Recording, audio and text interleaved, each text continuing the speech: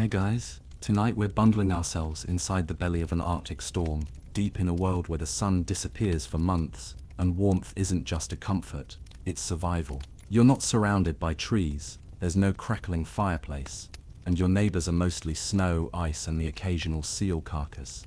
Imagine the air so cold that even your thoughts seem to freeze in place. Eyelashes turn brittle, snot crystallizes the second it leaves your nose, and the wind slices through anything thinner than a bearskin. Welcome to the pre-modern Arctic, where entire villages manage to live, laugh, and not freeze solid without ever burning a single stick of firewood. You probably won't survive this. So, before you get comfortable, take a moment to like the video and subscribe, but only if you genuinely enjoy what I do here, and drop your location and local time in the comments. I love seeing where you're all watching from. Now dim the lights, maybe turn on a fan for that soft background hum, and let's ease into tonight's journey together. The Arctic didn't exactly roll out the welcome mat for humans. Blizzards lasted days, nights lasted months, and you had to be clever, not just tough. That's where the snow walls and whalebones came in. Sea snow isn't just cold stuff that ruins your shoes. It's actually a genius insulator. Fresh snow is mostly air, and trapped air means trapped warmth. So Arctic people, like the Inuit, Yupik, Chukchi and others, used it like bricks. They cut huge snow slabs with bone knives and stacked them in spirals to create iglit, or snow houses. Not flimsy little domes like you built as a kid. We're talking rooms, with ventilation, with beds, with temperature control, and they didn't melt because it was always cold enough outside to keep them solid. Ironically, in a land made of ice, ice kept you alive. These snow homes didn't just protect from the wind, they obliterated it. That's key. Wind chill in the Arctic can make 30° feel like 50° C, and if you let it in, you might as well lie down and become a decorative ice sculpture. Inside the snow house, the temperature could hover just below freezing. That may not sound cozy, but compared to the 40° outside, it was basically tropical. Add in the warmth from bodies, a single seal oil lamp, and suddenly you're sweating through your caribou pants. Now let's talk architecture. These homes were designed smarter than some modern apartments. The entrance tunnel dipped downward before rising into the main chamber. That downward slope trapped cold air near the floor, keeping it from pooling around your sleeping face. Hot air rose and stayed with you. It's like ancient Arctic HVAC, and they didn't just slap snow together and call it a day. Oh no, they studied wind patterns, tested snow density, and picked the perfect site. Build too close to the sea, and your house melts in salt-heavy fog. Build too far inland, and you get buried in drift. It was a science, an art, and a gamble, every winter. The beds weren't made of feathers, they were raised platforms, lined with animal skins. Often caribou hide, because it has hollow hairs that trap heat like nothing else.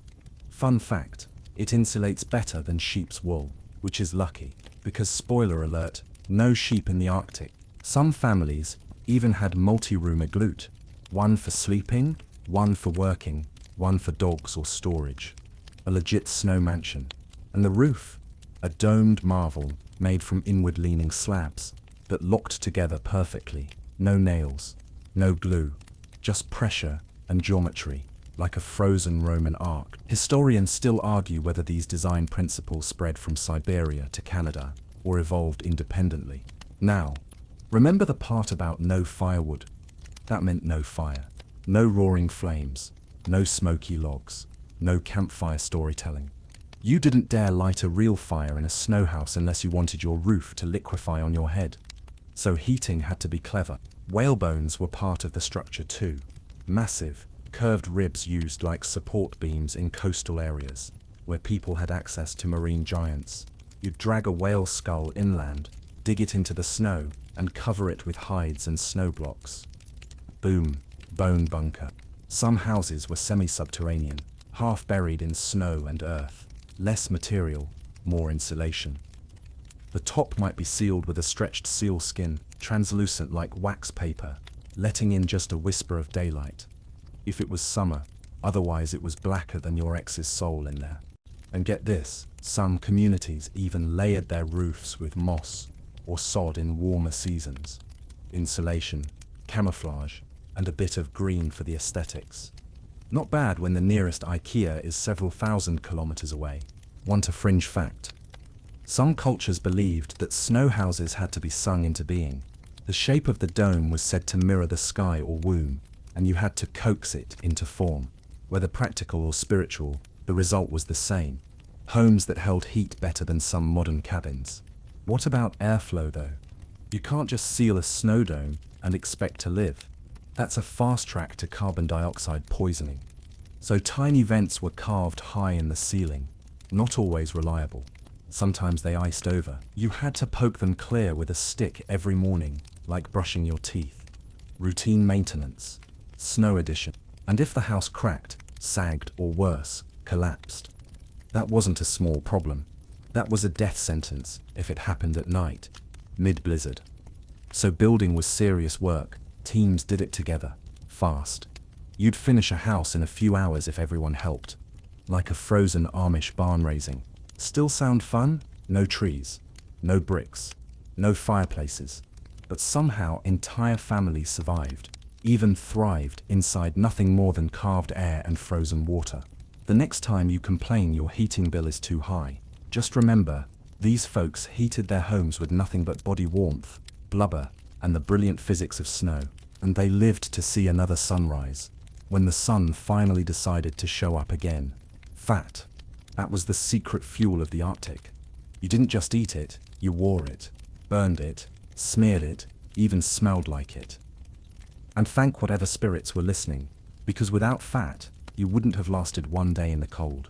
Let's start with how it kept you alive from the inside out. People in the Arctic ate an eye-watering amount of fat. We're talking 70 to 80% of their calories came from it. Whale blubber, seal fat, walrus grease. Take your pick. It wasn't a guilty snack. It was how your body ran. That fat turned into slow-burning fuel that kept your core temperature up, even when the world outside was trying to turn you into a popsicle. Carbohydrates. Please. What? From the iceberg lettuce growing out of the tundra? No. Fat was the main course. The dessert. The snack between meals. Raw. Boiled.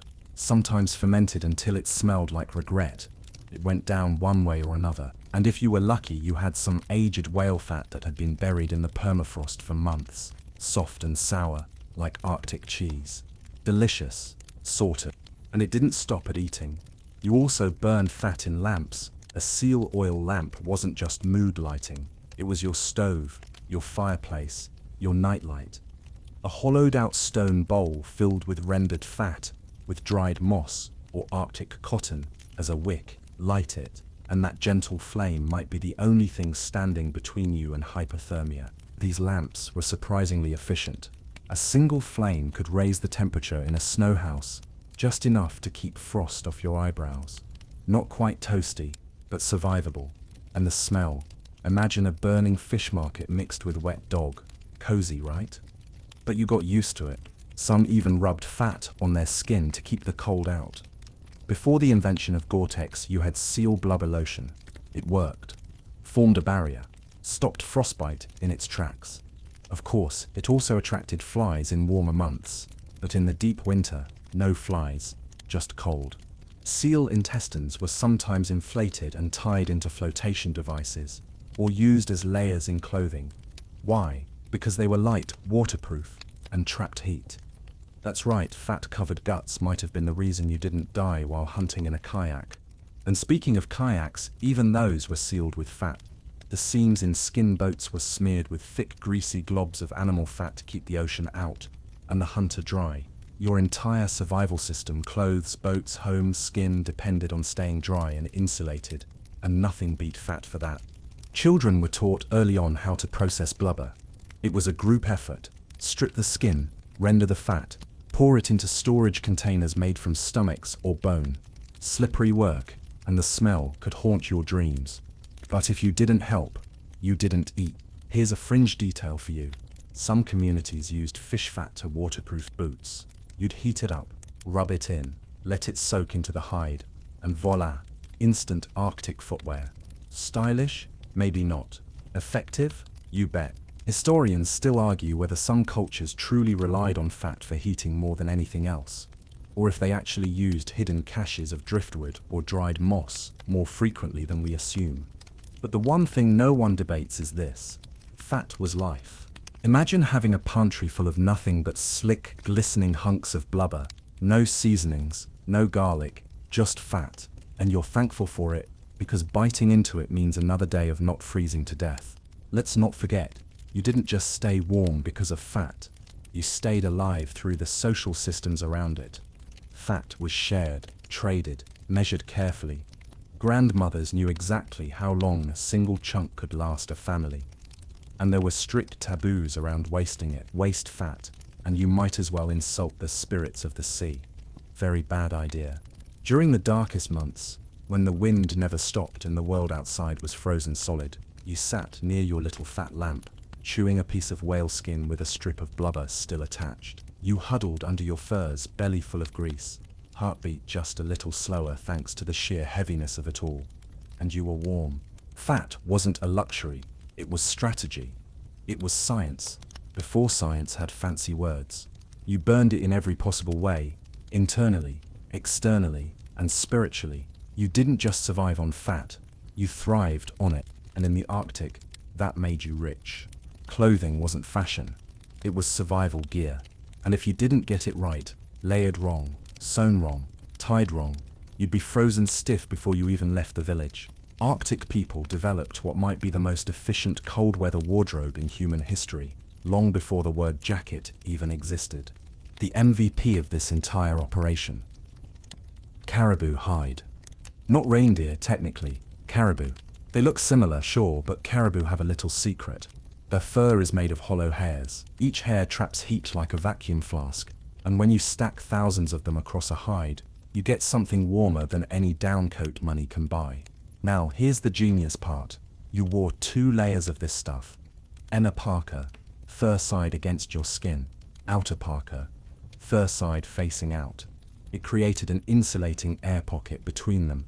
Think of it like a sandwich where the bread is also made of heat. The whole setup was windproof, waterproof when oiled properly, and breathable enough that you didn't sweat and freeze. Boots were their own miracle. Called kamiks, they were made from seal skin, water-resistant and stretchy.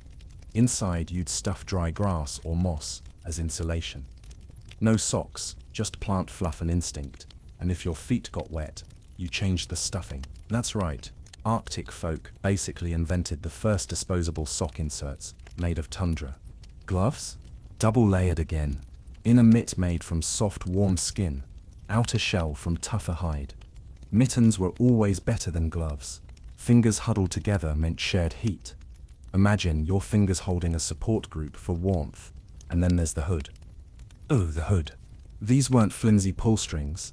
They were massive, fur-framed canopies designed to trap breath warmth and block snow flurries. When wind blasted your face at 60 mph, the hood turned you into your own mobile microclimate. You looked like a walking snow beast, but you didn't lose your nose to frostbite. So who's laughing? Now, let's talk stitching.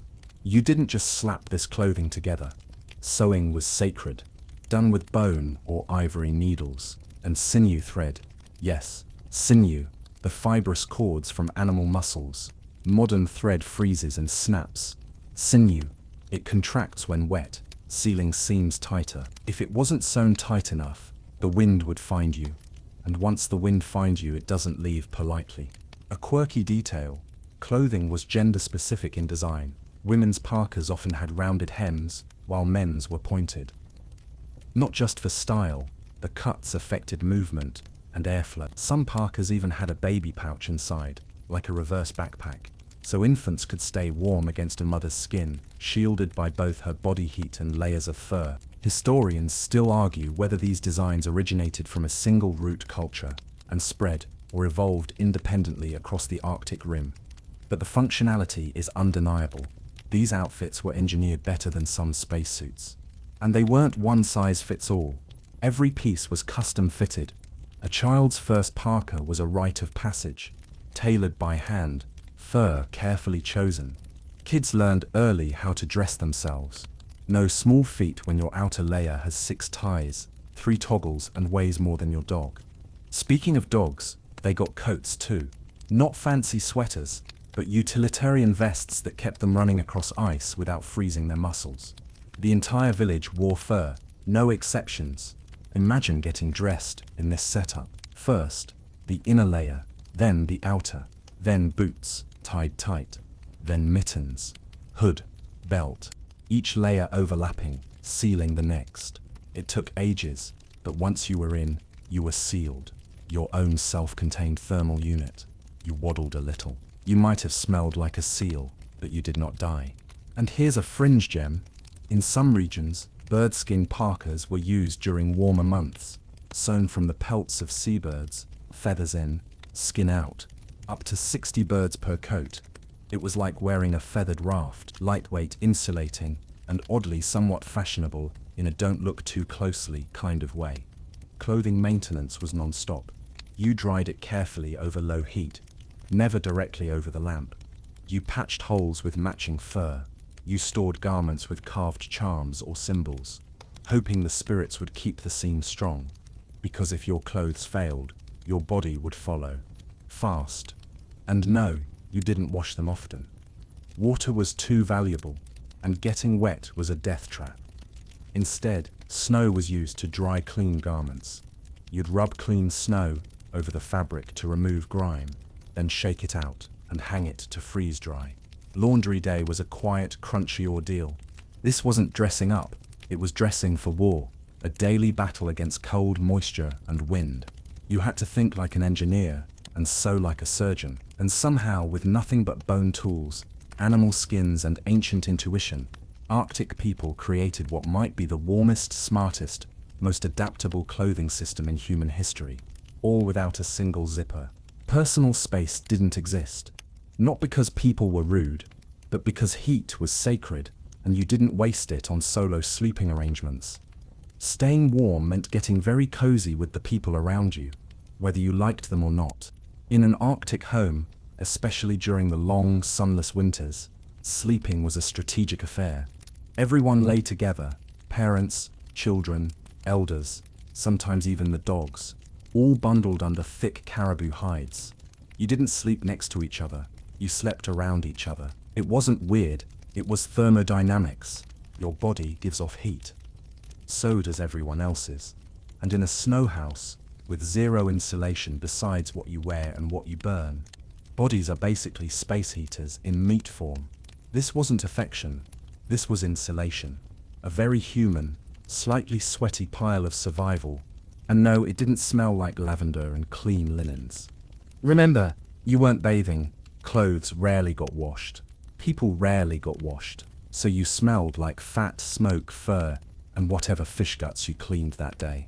It was a funky bouquet, but your nose learned to ignore it. Eventually, you had a designated sleeping platform, a raised area made of packed snow and covered in furs. Sometimes the floor underneath was hollowed out to store extra gear or food, which would freeze nicely under the cold layer.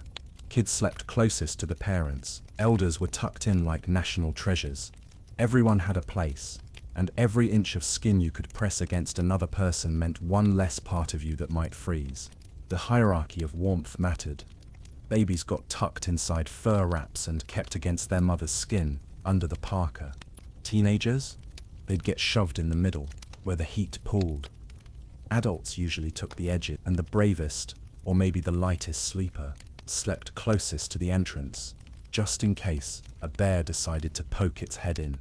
Surprise bedtime guest. Even couples weren't getting romantic in that pile. Not when the in-laws and children were sleeping an inch away. Love had to be practical, quiet, and let's be honest, probably seasonal. It wasn't just humans in the cuddle puddle, either. Dogs slept inside too, especially the puppies. Not just because you loved your fluffy friends, but because they helped keep the kids alive. A sled dog's body heat could warm small feet, and they didn't mind sharing, most of the time. Here's a quirky detail. In some areas, babies wore nothing at night, just their mum's parka. They were slipped into the built-in pouch, skin to skin, where it was warmest. Diapers? Not exactly. Some cultures used moss tucked between the legs, replaced regularly. It worked. Mostly. Not glamorous, but again not freezing to death. Sleeping positions were habitual. People would roll into the same spots night after night. Some preferred lying curled like shrimp, others on their backs, like they were waiting for the stars. You didn't stretch out. Space was precious. Plus, if your foot slipped out from under the furs, you'd know instantly. Arctic air has a way of tapping your toes and reminding you that your ancestors died for less. Historians still argue whether some communities developed specific social rules for sleep spacing, like where certain family members could lie based on age or gender, or whether it was a free-for-all based on the draftiness of the hut. What's certain is that nobody got a room of their own. And forget staying up late. You didn't have much to do once the lamp was out. Maybe a story or two, whispered in the dark. Tales about trickster animals or past hunts. Then, the quiet settled. The snow muffled everything. All you heard was breathing, soft dog whimpers, maybe the crack of the roof shifting under temperature changes. You'd drift off surrounded by warmth, surrounded by life. Even if someone snored, even if someone's feet were unreasonably cold and found your shins, it was communal, a nightly huddle against death by frost. Some nights, you didn't sleep much. Storms would scream outside, and the snow walls might creak. You'd lie awake, counting breaths, waiting for morning, or what passed for it in the months of darkness. But you weren't alone. You were never alone. And somehow, despite the discomfort, the smell, the lack of privacy, you made it through. Night after night, wrapped in furs, squished among family and fur balls, kept alive not by space, but by closeness. Because in the Arctic, warmth didn't come from space heaters.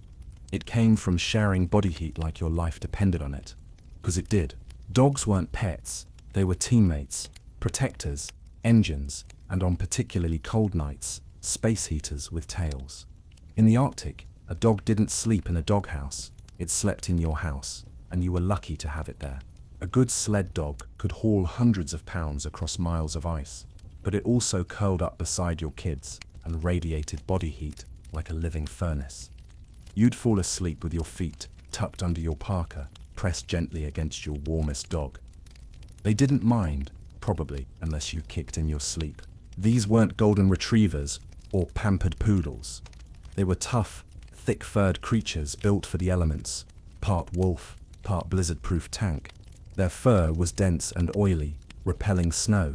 Their paws were wide and calloused, and they didn't need booties to trek across ice fields. They just did it. Because if they didn't, no one ate that week.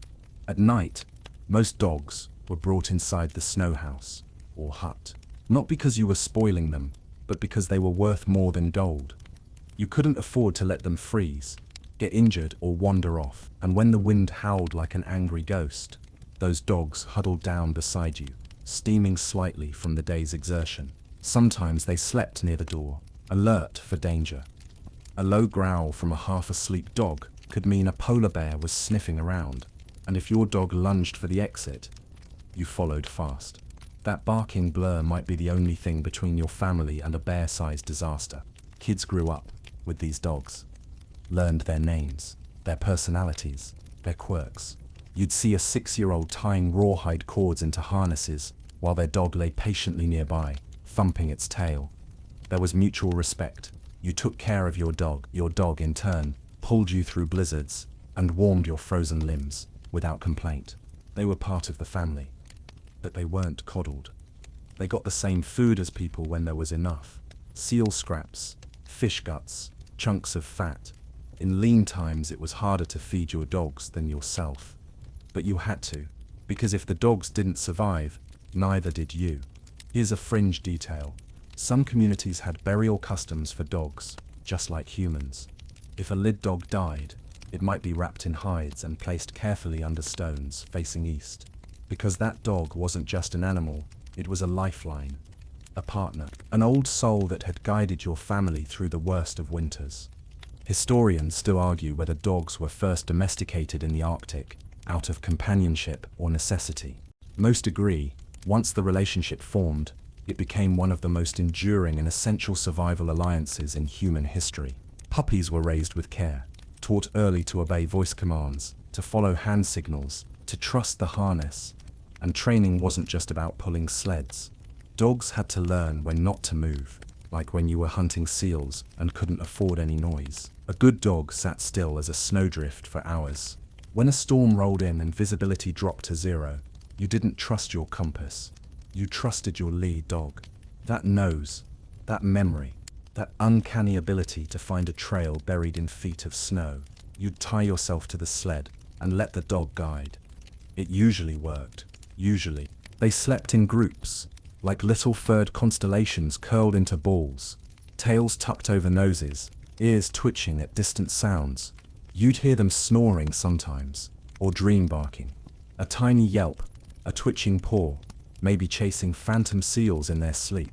And their warmth wasn't just physical, it was psychological. In the middle of a freezing Arctic night, with ice groaning outside and shadows shifting across the snow dome, that dog pressed against your leg was a reminder that not everything out there wanted to eat you. You didn't have an electric blanket. You had a living, breathing, tail-wagging heat source that licked your hand when you stirred. And if you were lucky, they didn't hog the fur pile. So, yes, dogs were heaters, but they were also more than that. They were endurance, loyalty, intuition. They were survival wrapped in fur. And in a world where warmth was rare and life was hard, your dog wasn't just a companion.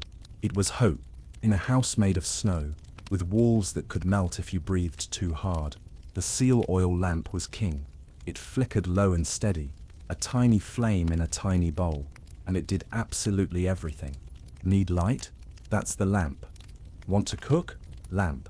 Trying not to freeze to death in the middle of the night while the wind screams outside like it lost its keys? Yep. These weren't lamps the way you picture them today. No glass, no wick from a store, just a hollowed out stone, maybe soapstone if you were lucky, shaped like a shallow bowl. Into that bowl went rendered seal oil, thick and greasy and full of caloric glory. The wick, dried moss, or sometimes Arctic cotton light, fluffy and perfect for slow, steady burning. Lighting one wasn't a quick flick of a lighter. You had to gently coax the flame across the moss, maybe using a flint, maybe using a glowing coal stolen from another lamp. Once it caught, you fed it carefully, trimming the wick, adjusting the burn. It was part science, part ritual. You didn't leave a lamp unattended, not because it might burn down the house. Spoiler, snow doesn't burn, but because it was too valuable to waste. This tiny flame gave off just enough heat to make a snow house bearable. Not warm, never warm, but less murderous. It dried your boots, thawed your mittens, and cooked your dinner one piece at a time. You might spend 2 hours gently roasting a sliver of seal meat, letting it sizzle in its own fat over the edge of the lamp. Gourmet? Maybe not. But hot food in the Arctic was a luxury. And you didn't just cook. You purified water, melted snow, softened skins, warmed tiny fingers. Babies were held close to the lamp. Tools were shaped beside it. Thread was dried. Teeth were warmed before pulling them. Even hair was singed for ceremonies or style, all in the glow of one stubborn, fateful flame. Here's a fringe detail for you: the soot from the lamp. It was collected and mixed with saliva or urine to make ink for tattoos. Eyelid tattoos, chin tattoos, spiritual markings, social symbols, all made from the breath of the flame you lived beside every day. And the lamp wasn't just practical, it was spiritual. Some believed each lamp had a soul.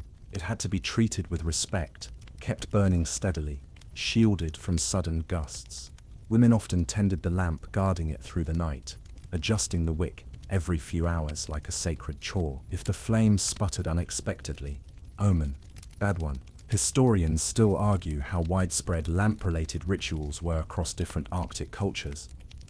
But most agree that the lamp wasn't just a tool, it was a member of the household. Like a silent aunt who never left but kept you alive. When guests entered the home, they'd glance at the lamp. A strong, clean flame said the household was steady, prosperous, well-fed. A weak flame said you were running low, on oil, on food, on fortune. And oil was everything. Rendering it was a whole process. You'd haul back a fresh-killed seal, carve off the blubber, and let it ferment in a pouch until it softened. Then you'd boil or press it, extract the golden liquid, and pour it into storage vessels made from stomachs or carved bone. That oil would feed your family, light your home, and warm your skin. And it smelled, not in a charming, home sweet home kind of way, more like a blend of fish, campfire, and wet socks. But again, your nose adapted. After a while, it became the smell of survival, of safety, of making it through another night. If you ran out of oil, things got serious. No light meant no warmth, no cooking, no visibility. You couldn't just run to the corner shop. You'd either find a neighbor to share, or you'd have to go out hunting. Right then, even if it was 50 vi, even if the last person who went out never came back. So that flickering lamp wasn't just background ambience. It was your lifeline. One small flame, one shallow bowl of rendered fat, stood between you and the endless cold. You fed it, watched it, thanked it, and when the snow moaned and the stars vanished behind storm clouds, you curled up close and whispered a little hope into the glow. Because when everything else was frozen, that lamp still burned. Wind was the real enemy. Cold could be layered against ice, could be walked over. But wind? Wind found the seams in your clothes, the cracks in your shelter, the soft skin around your eyes. It howled, it pierced, it stripped away warmth, like a thief in the night. So Arctic villages didn't just fight the cold, they engineered their entire lives around defeating the wind. Start with placement. Villages weren't built randomly. They were tucked behind ridges, nestled in the lee of hills, or even half buried in snowdrifts. High ground was bad, too exposed. Wide open flats were worse. You needed a natural windbreak. If none existed, you made one. Some homes had snow walls stacked up around them, not for decoration, but as wind buffers. These barriers redirected gusts, slowed snowdrift formation, and brought you those precious few degrees of temperature difference that meant your house didn't freeze over by breakfast. Then there were the tunnels. Entrances to snow homes weren't doors. They were winding, low tunnels. Think of them as frozen airlocks. The cold air entered, got trapped in the dip of the tunnel, and never made it to the main chamber. You'd crawl through, hunched over, breathing into your parka, and finally emerge into the body heat haze of your family's shelter. Brilliant, claustrophobic, and completely effective. Some communities even built long, winding corridors from house to house, sheltered paths that let you visit your neighbor without battling a headwind strong enough to blow your dog into the next village. And the houses themselves, low profile, rounded roofs, no corners to catch the wind. Every detail shaped to make the wind slide past, like water over a seal's back. Historians still argue whether these design choices were discovered accidentally or passed down as a form of ancient engineering science. Either way, they worked, and they weren't static. People constantly adapted based on wind direction, snow accumulation, and even seasonal shifts. Some homes had retractable snow vents, carefully cleared each morning to stop smoke buildup or let out warm air without inviting in a gale. Forget HVAC systems. These were handmade microclimates managed with bone tools and intuition. Want a quirky bit? In some places, women would wear long strands of grass or fur hanging from their hoods, not for style, but to watch how the wind moved. These wind indicators helped them know when it was safe to step outside, when the strands lifted sideways like flags. Stay indoors when they drooped calmly. Time to fetch water or check the dogs. And it wasn't just about buildings. Clothing was windproofed too. You'd rub fat into the seams, layer hide strategically so fur lay flat against the wind's path. Parkas were tied tight at the wrists and waist. Every loop and knot was a calculated defense. One exposed bit of skin, one loose thread, and the wind would find its way in. Wind had personalities. Some days it was playful, lifting snowflakes in little twisters. Other times it was cruel, driving needles of ice into your face and rattling your bones. Old folks could tell you the kind of storm coming just by the way the wind hissed around the eaves. Sometimes it got inside anyway. A poorly sealed tunnel, a thin patch of snow in the dome, a careless poke while carving it only took one weak point. Then you'd feel it, that sudden draft.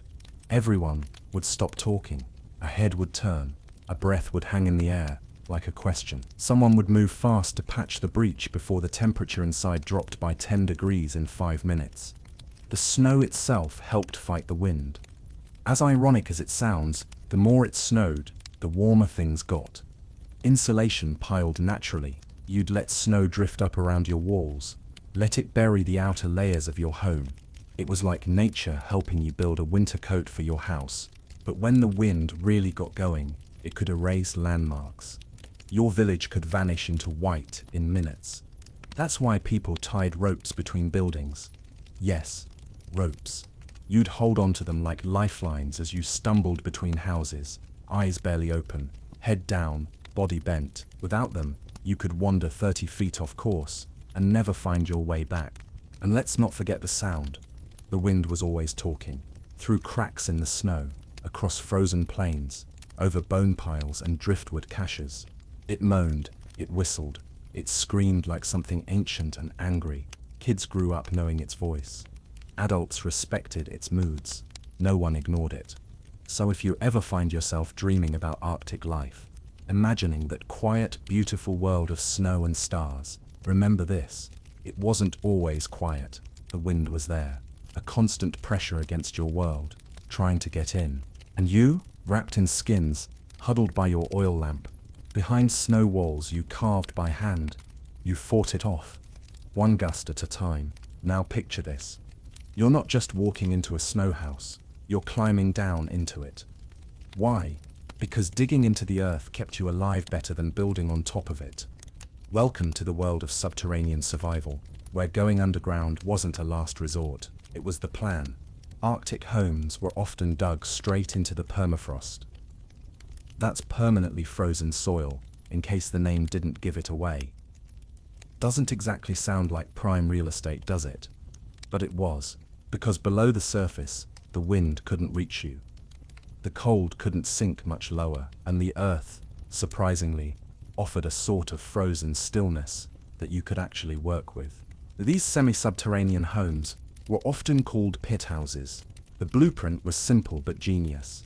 Dig a large, shallow pit, line it with stones or bones or driftwood if you had it, and then build a low dome or roof over the top, usually made of sod, skins or snow blocks. The result, a living space that blended invisibly into the landscape and resisted both wind and predators. Stealth mode, engaged. The entrance was usually a tunnel, again downward first to trap cold air, then curving upward into the living area. You crawled in like a fox into its den, cozy, claustrophobic, efficient. You didn't have windows. What were you going to use? Glass. Not exactly growing on tundra trees. Light came from lamps. Smells came from everything. The inside of a pit house was warm, yes, but also dim, musky, and dense with whatever you were cooking, curing, wearing, or not cleaning. It was a blend of fur, smoke, and slightly funky optimism. And that roof, it had to be strong.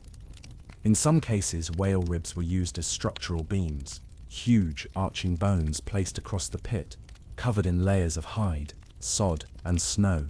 Driftwood, if available, was precious. Not burned. You didn't waste wood on fire when it could keep your ceiling from caving in. Inside, the floor was often layered. You had your central area, where the lamp burned, where you cooked and worked, and raised sleeping platforms around the edges.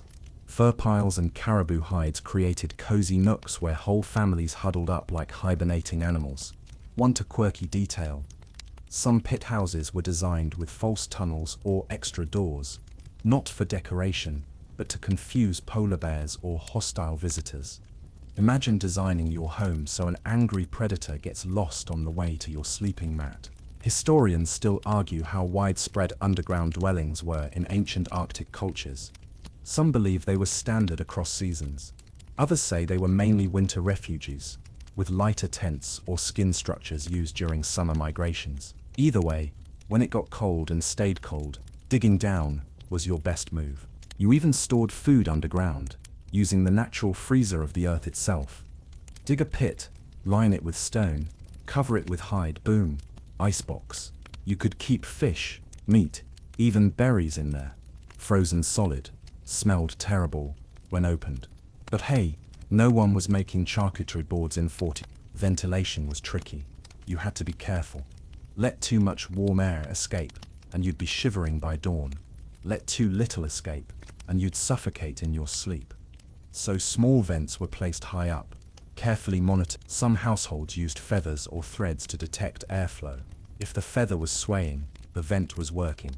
If it was limp, you got poking fast. These underground homes weren't glamorous, but they were masterpieces of adaptation, built from whatever was at hand. Engineered with nothing but bone tools and centuries of intuition, and they worked. They kept out the worst of winter. They stayed warm enough to sit in shirt sleeves. Sometimes you could play a game, mend a net, tell a story, and forget, for a moment, that outside was an endless white nothing trying to kill you. What's wild is how familiar it all felt.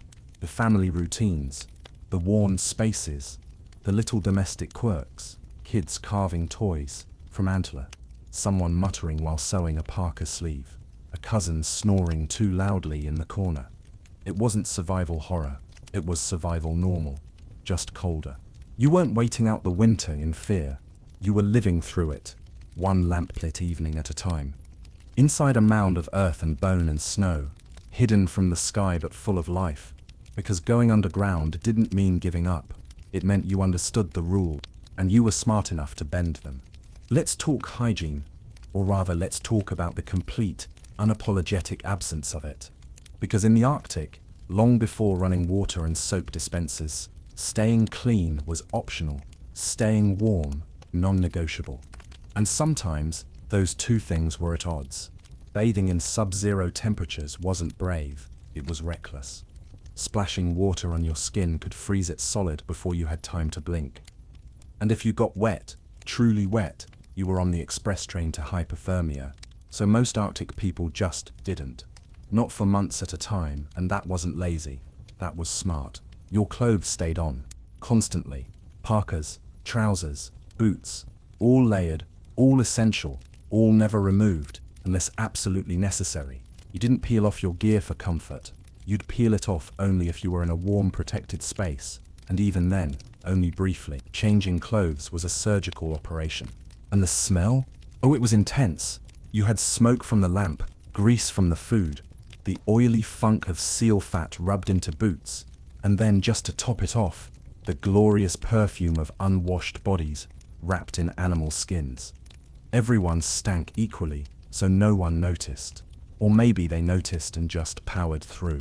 You didn't brush your teeth, either. No toothbrushes, no toothpaste. In some places, people chewed on fibrous roots or bones to clean their mouths. Others just let nature do its thing. Your diet was so high in fat and protein and so low in sugar that cavities were rare. Your breath probably still wasn't minty fresh, but it was survivable. Hands were wiped on fur. Tools were licked clean or scraped with bone. If you had to clean something like a knife after gutting a seal, you used snow. Cold, dry, abrasive snow. Nature's loofah. It worked. Sort of. And toilet matters. You really want to know? Okay. Most homes had a designated spot, usually a snow trench or a small hide-lined hole outside the main living area. You didn't go far. No wandering into the tundra with your pants down. That's how you become a cautionary tale. Some cultures used moss or animal hair as toilet paper. Others just got really comfortable with the fact that you weren't going to feel your butt cheeks for a while anyway. And yes, sometimes waste was stored inside in a separate area to be disposed of when the weather eased up. Because going outside in a blizzard just to poop, hard pass. Here's a quirky tradition. Some Arctic groups used sweat baths in summer. Little tents were built over hot stones, and steam was created by pouring water over them. You'd strip, sweat, scrub with moss, or hands, or whatever was around, then dash into a cold stream or snowbank. It was refreshing, it was rare, and you absolutely did not do it in the dead of winter. Historians still debate how often these sweat baths were used, and how much of it was practical hygiene versus spiritual cleansing. What's clear is this: the average person went months without washing their body, and somehow didn't keel over. Instead of soap, you relied on maintenance, letting clothes air out, rubbing snow over your skin if it got really bad, picking out lice manually. Yep, lice were a thing. Fleas, too. You dealt with them like you dealt with everything else. Patiently, one tiny victory at a time. And you learned to ignore certain smells, not because they weren't there, but because they had to be there. That musky blend of smoke, sweat, and seal oil meant life was still happening. It meant your family was alive, breathing, eating, working. Want a fun fact? Babies weren't bathed often either.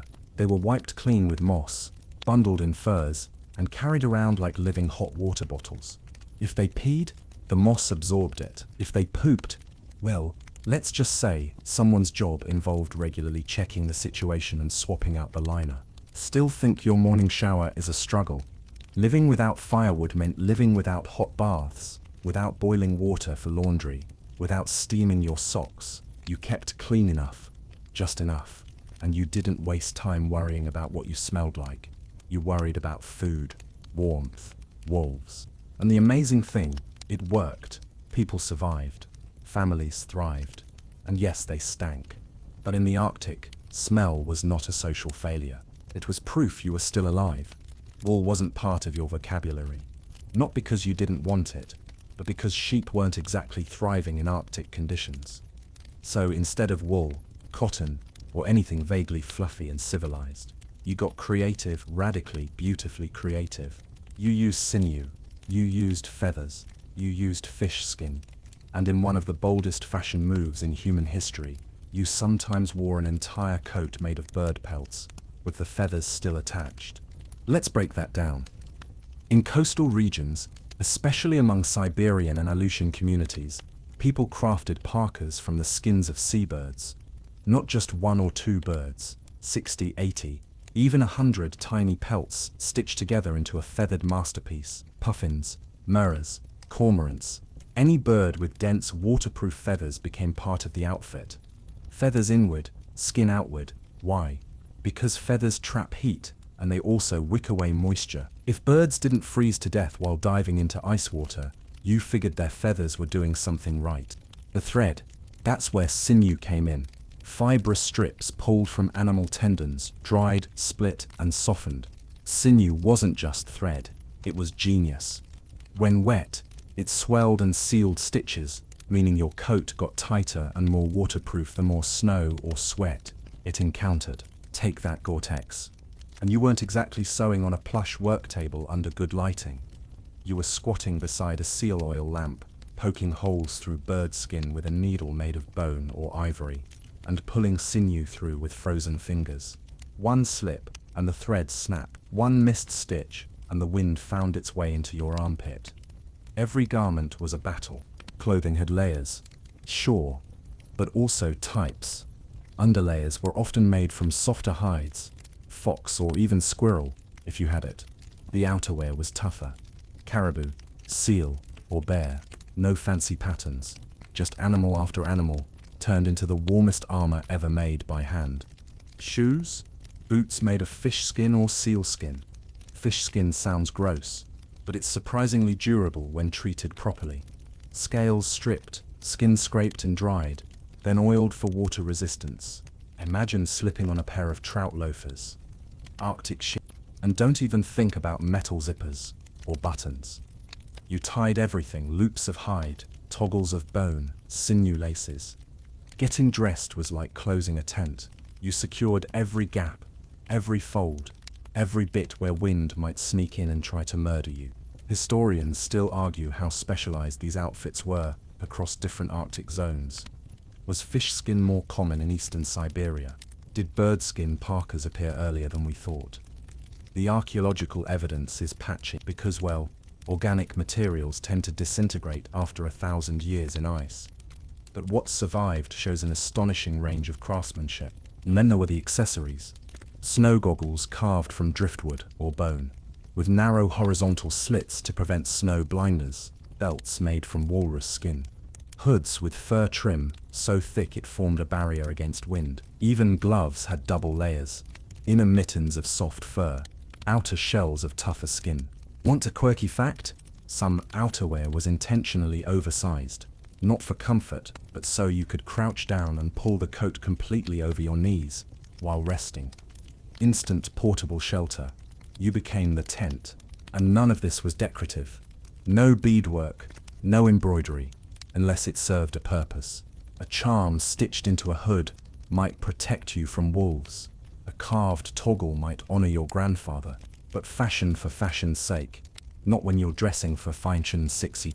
Every stitch, every scrap, every hide was precious. Clothing wasn't just handmade, it was life-made. Kids wore hand-me-downs literally patched together from their older siblings' old parkas. A piece of sealskin from your uncle's jacket might end up in your baby's boot. The village's clothing inventory was a living history, stitched across generations. You didn't shop for a coat, you hunted for one. You softened a hide, chewed it pliable, scraped off the fat, dried it, smoked it, oiled it, and then, when your hands were finally warm enough to grip a needle, you sewed it.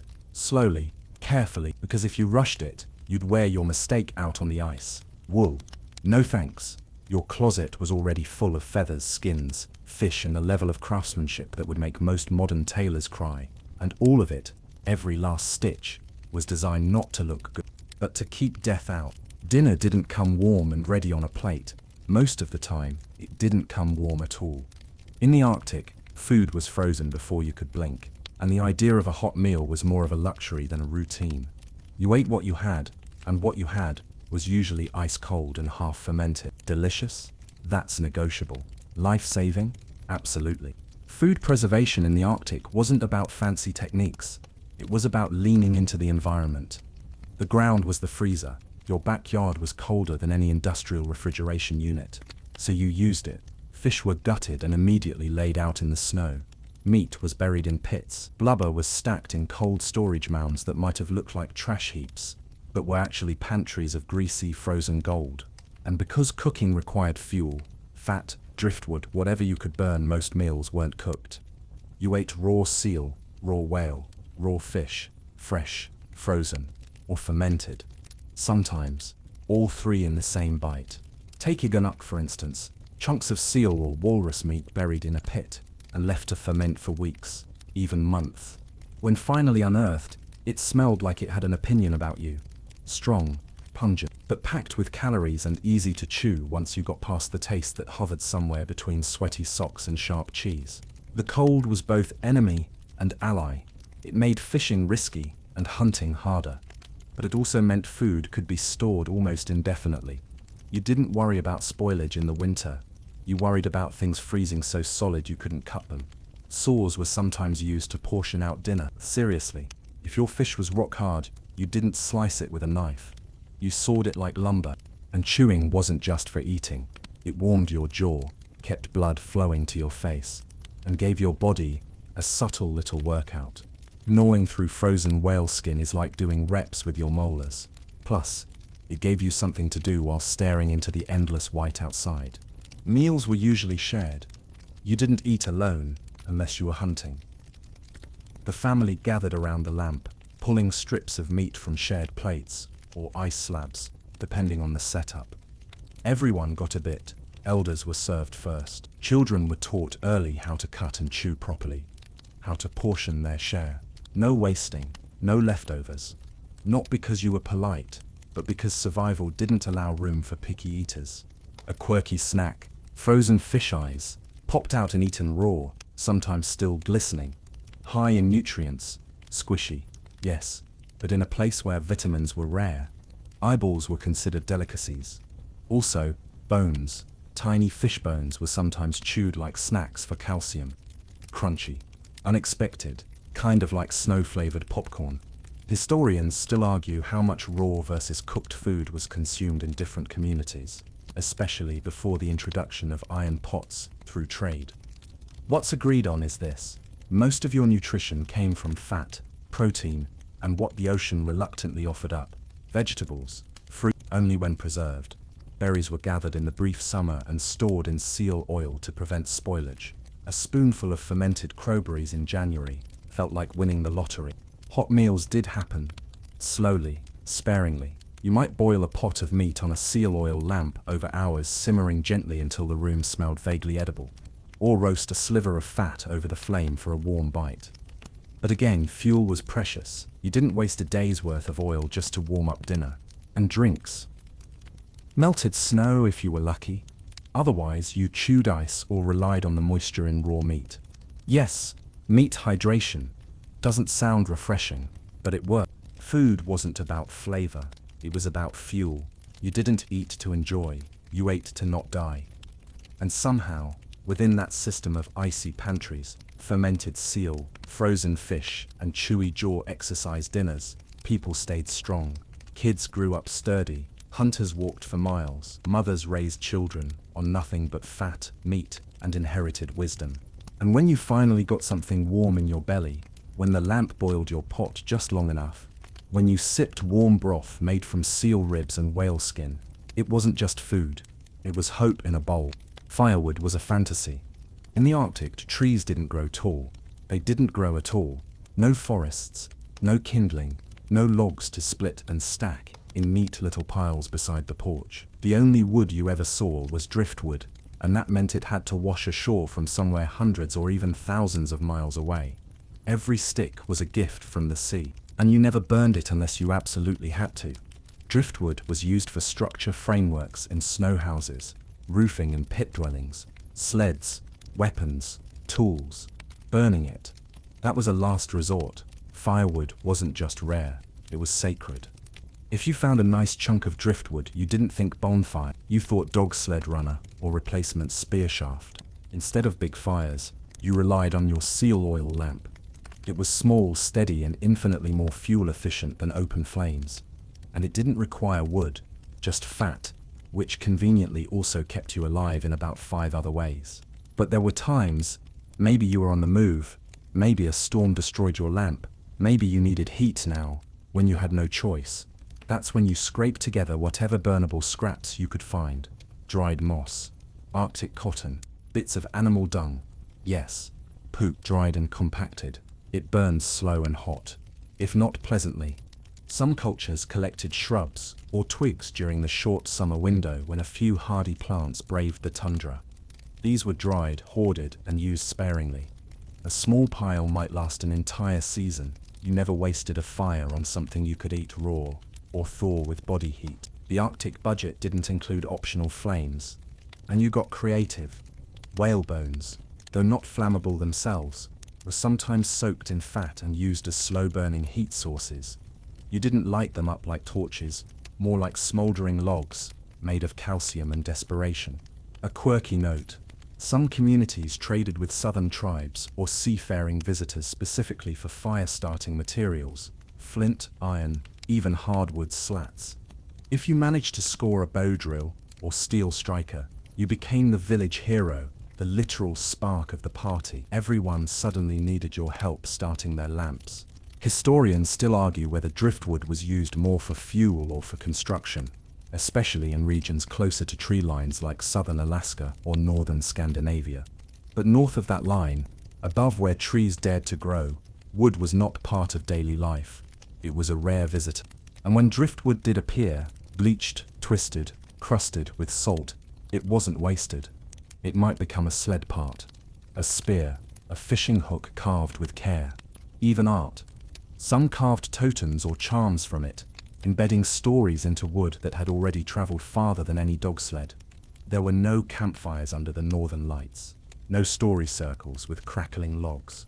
You told your stories beside the soft hiss of the oil lamp, maybe with the gentle creak of snow shifting overhead. It was quieter, stranger, more focused. The light danced off bone and fur, not wood and flame. And when you finally did build a fire, maybe during a summer hunt, using dried grass and a precious splinter of birch, it was treated like a small miracle. People gathered close, food got cooked that wasn't just chewed raw or thawed on a blade. Things felt civilized. Briefly, but then the fire went out. The scraps were used. And the Arctic reminded you again that warmth wasn't a given. It was a... You went back to your lamp, back to your furs, back to the world where the sea gave you driftwood only when it felt generous. And even then, you probably didn't burn it. Children didn't grow up gently in the Arctic. They didn't have warm bedrooms, cartoon pajamas, or glowing nightlights. What they had was cold. Constant cold. And from the moment they could walk, or even before, they were learning how not to die in it. Babies weren't just bundled up.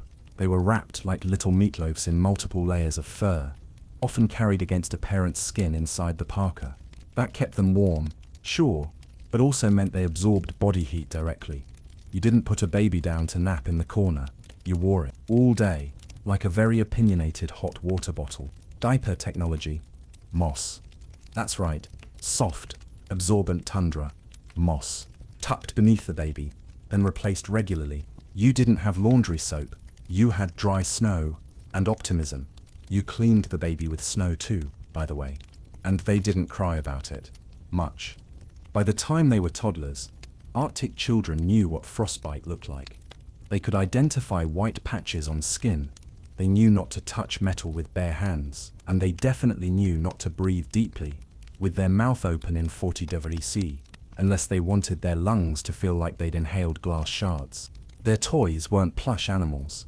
They were carved from bone or wood. Small figurines of seals, bears, hunters. Not just playthings, but teaching tools. This is how you spot prey. This is how you hold a harpoon. Learning through play wasn't a modern invention. Arctic kids were basically in survival school from birth. They helped too. No free rides. Just because you were small, you learned how to scrape hides, how to pack snow into blocks, how to carry oil without spilling it. If you wasted a resource, even accidentally, you got a lecture, and then probably a task to do it again. Better. Clothing. Miniature versions of adult gear. Tiny caribou skin parkas. Little seal boots. Not for cuteness. Functionality. A child's parka might take as much work to make as an adult's, but it had to fit just right. Too loose, and wind slipped in. Too tight, and it restricted movement. A child in bad gear was a child in danger. And sleep? They didn't have cribs. They had sleeping piles, shared fur beds, where the youngest were always placed in the warmest middle spot, surrounded by siblings, parents, dogs. If you kicked off your cover while sleeping, someone tucked you back in automatically. Losing body heat overnight wasn't uncomfortable. It was life-threatening. But despite the danger, Arctic childhood wasn't joyless. Kids played. They slid on icy slopes, chased dogs, built tiny snow shelters that mimicked their parents' homes. They laughed when icicles formed on their eyelashes. They even made snowballs, though not for throwing, because in that kind of cold, a snowball was basically a fist-sized rock, a quirky detail. Some Arctic communities taught kids to whistle in specific patterns to call home during blizzards. The pitch and rhythm let parents know who was out there, how far they were, and if they were lost. Arctic echolocation, toddler edition. Historians still debate how early children began training with hunting tools. Some say by age 6, others argue it depended on the food situation. Desperate times meant earlier lessons. But one thing's clear, by 10 years old, a child could already contribute fishing, trapping, carrying supplies. They weren't just learning, they were surviving alongside the adults. There were no playgrounds, no timeouts, no plastic sleds or hot chocolate breaks. But there was warmth, in its own fierce way. Warmth of a mother wrapping her child in furs she sewed by hand. Warmth of older siblings pulling a little one back inside by the hood when the wind picked up. Warmth of being needed, of knowing that even as a child, you had a role. And in the Arctic, being useful wasn't about chores. It was how you stayed alive. Travel wasn't a leisure activity. You didn't go out for a stroll in Arctic winter unless you had a really good reason, like food, or more often, really imminent starvation. The landscape wasn't just vast, it was actively trying to end you. Every step outside your snow house came with the risk of never coming back. You'd bundle up in your double-layered caribou skins, tighten your boots, pull the hood until your face was just a slit, and step out into air so cold it stung like a slap. The first breath hit hard. Not just cold, it felt like your lungs were shrinking. If you exhaled too fast, your breath could freeze on your face and eyelids, blink too slow, and your eyelashes glued themselves together. Now imagine doing this on a sled, a wooden platform lashed together with rawhide, packed with food or tools, or a fresh-killed seal, pulled by dogs who didn't need coaxing. They were born to run. The sled skimmed over snow, so powdery, it looked like sugar, but packed like cement. If you fell, your job, stay upright, steer, and not fall into a frozen river. Simple. Travel could take hours, days. You navigated by memory and instinct. There were no roads, no maps, no GPS. Just the shape of a ridge, the curve of a riverbank, the wind's direction. Experienced hunters knew how the snow sounded under their boots. Dry snow, wet snow, new drift. Each had a crunch or squeak or thud that told you where you were and whether you were about to sink waist deep into a hidden pit. Visibility. Let's talk about whiteouts. That's when snow, sky and ground all blur into one endless glowing nothing. You couldn't see the horizon, your dogs, or even your own hands. Step a few feet off course and you might circle for hours, days, never realizing you'd passed the same boulder 3 times. That is, if you saw the boulder at all. To prevent this, people used ropes. Literally, ropes tied from sled to sled, person to person, house to sled, so no one got lost. If the rope pulled taut, you knew someone behind you had fallen. If it went slack, you shouted. If the wind didn't steal your voice. Sled accidents weren't rare. One bump, one sharp turn, and you were face down in the snow with your parka full of ice and your nose full of regret. If you were lucky, your dogs stopped. If not, they kept going until they noticed you were missing, or until the sled tipped over completely, flipping like a frozen pancake. Here's a fringe detail. Some travelers carried ice probes, long poles used to test the ground ahead. Not because it might be thin ice, although yes, also that, but to test snow depth. You could plunge through a crust and fall into a hidden crevasse, or worse, a partially frozen stream. Wet feet at Potweasel meant a clock started ticking. Get dry or get frostbite. Historians still argue how early Arctic communities developed consistent long-distance routes for seasonal migration, and whether these routes were marked or entirely memory-based. But what's clear is that people knew where they were going, most of the time, and passed those routes down like songs. Not written maps, just oral directions, landmarks, and hard-won experience. And you weren't alone. Your dogs were your travel partners. They read terrain better than you, sensed weather shifts, and even knew when to stop before a snow bridge collapsed. You learned to trust their hesitations. If your lead dog paused and sniffed the ground with that "I don't think so" look, you didn't argue, you re-rated. If it was a good day, travel meant the crunch of snow, the steady rhythm of dog paws, the faint whoosh of the sled behind you. If it was a bad day, it meant screaming winds, stinging snow, and frozen snot icicles climbing up your face. Food was eaten cold on the move, chunks of blubber or dried fish held inside your mittens. No picnics, no fires, just chewing between shivers. And yet, they did it. Traveled for hours, days, across frozen oceans, through mountain passes, over sea ice that shifted with the tides. Not for fun, not because they wanted a postcard view, but because the hunt was far away, because your cousin needed help, because spring camp was calling. And when you finally arrived, face numb, dogs panting, sled covered in frost, you'd knock on a snow house, stumble inside, and be greeted not with warm cocoa, but with seal stew and a place near the lamp. And that made the journey worth it.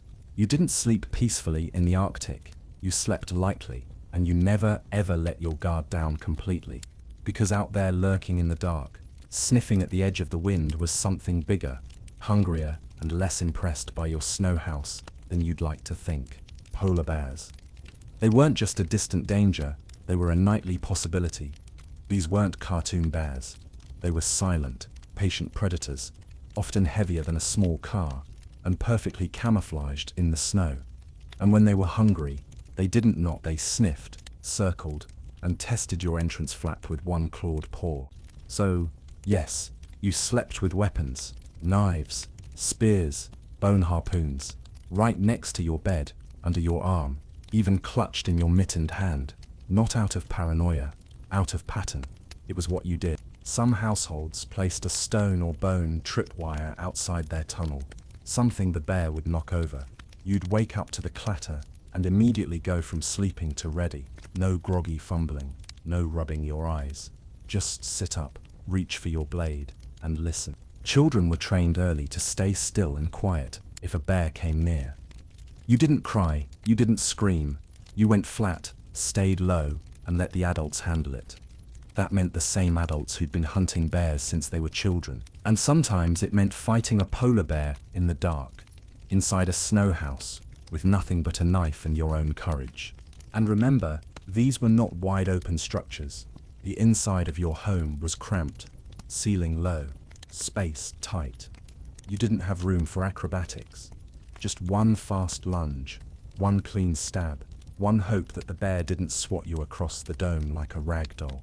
It wasn't always polar bears either. Arctic foxes might sneak in for scraps. Wolves sometimes stalked the edges of camps, and humans less often, but still, might wander in desperate, half-frozen, not quite themselves. You didn't trust footsteps in the dark, even if they spoke your language. Here's a fringe detail. Some hunters sharpened the inside of their bone blades, so the weapon wouldn't snag on fur during a stab. The bone would slip in clean and stay there, damaging more tissue if the animal fled. It wasn't elegant, it was effective. Weapons were kept close. Bone knives, sometimes small throwing harpoons, with detachable heads, tied to sinew cords. In some places people used slings, silent, reusable, deadly at close range. And always, someone in the household was the designated watcher, especially if a hunt had left blood scent lingering. Historians still debate how often polar bears actually attacked Arctic homes, versus just raiding nearby meat caches. But oral histories tell enough stories of midnight encounters to suggest it happened often enough to be worth planning for. No one took chances. And it wasn't just about animals. You had to watch for weather changes, collapsing roofs, shifting ice. A home that warmed too fast could sag. A vent clogged with snow could mean suffocation. So even as you slept, you were listening. For cracks, for breaths, for the subtle shift in cold air that meant something somewhere had gone wrong. You didn't fear sleep, but you respected it. You slept like someone camping beside a loaded trap. Carefully, lightly, fully layered, and you always made sure your weapon was within reach.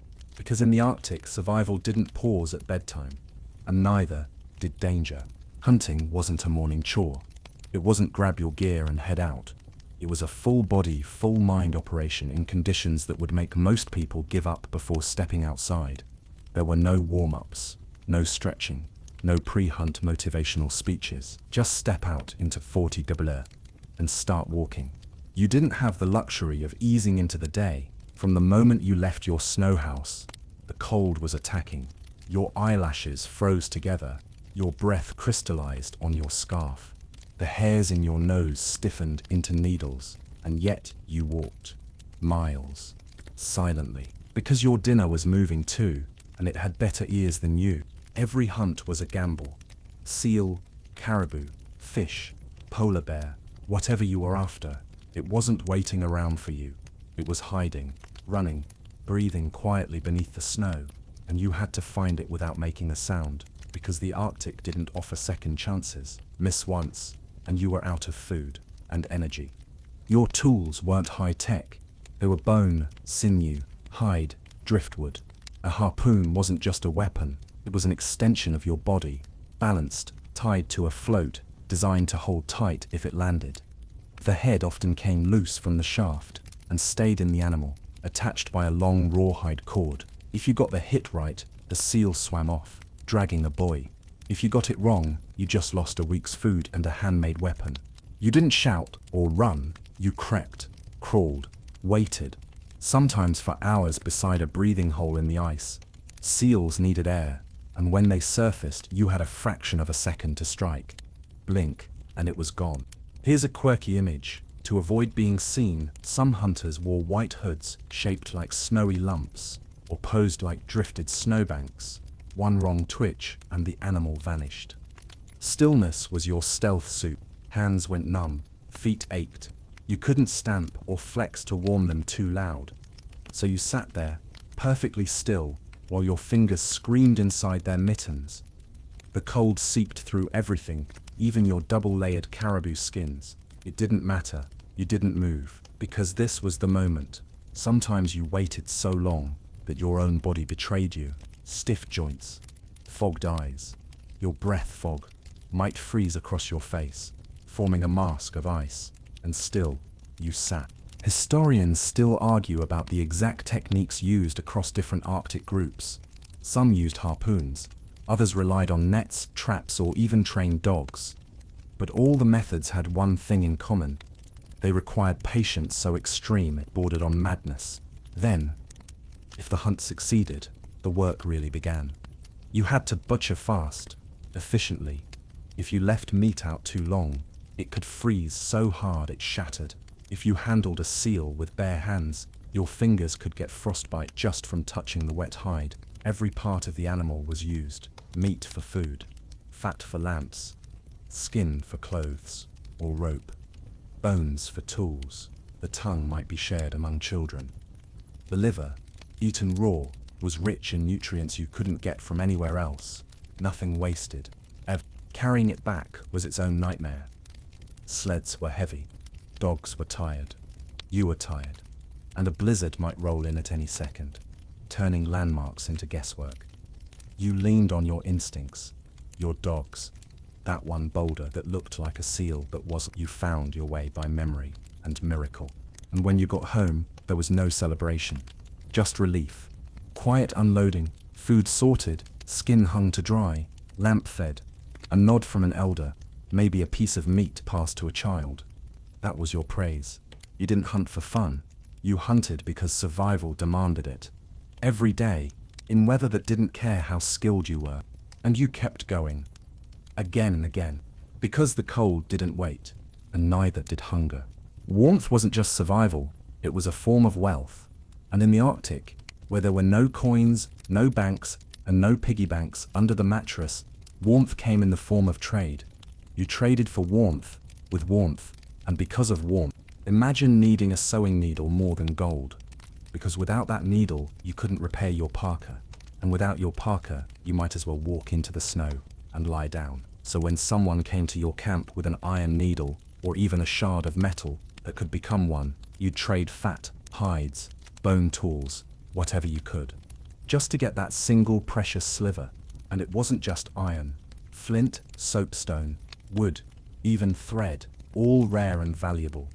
Some communities had access to driftwood and traded it to others who had nothing but snow and seals. Others lived near good fishing grounds and bartered dried fish for caribou skins.